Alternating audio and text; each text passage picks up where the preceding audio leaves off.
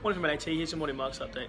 Last night the US Senate shifted slightly closer to resolving the month-long partial government shutdown, but there was no sign of relief anytime soon for the 800,000 federal workers who've been granted a leave of absence or are working without pay.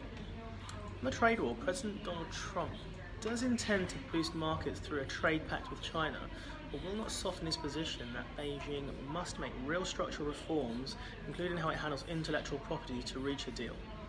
Last night QE CPI came out 0.1% up on the expected 0.0%. Did see a small rally as a result.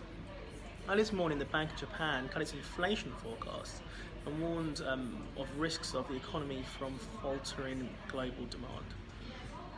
In the UK, former Chancellor George Osborne said that delaying the UK's exit from the EU is now the most likely option, as the alternative would be a no-deal Brexit, which he likens to playing a game of Russian roulette.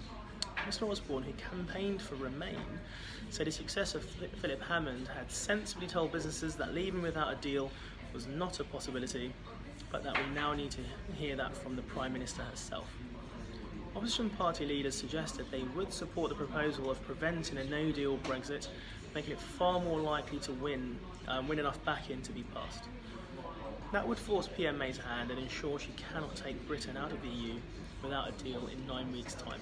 In the meantime, UK Trade Minister Liam Fox will use a 2-day trip to Davos to discuss rolling over existing EU trade agreements post-Brexit. However, this morning Mr Fox also mentioned that a no-deal Brexit is indeed a real possibility.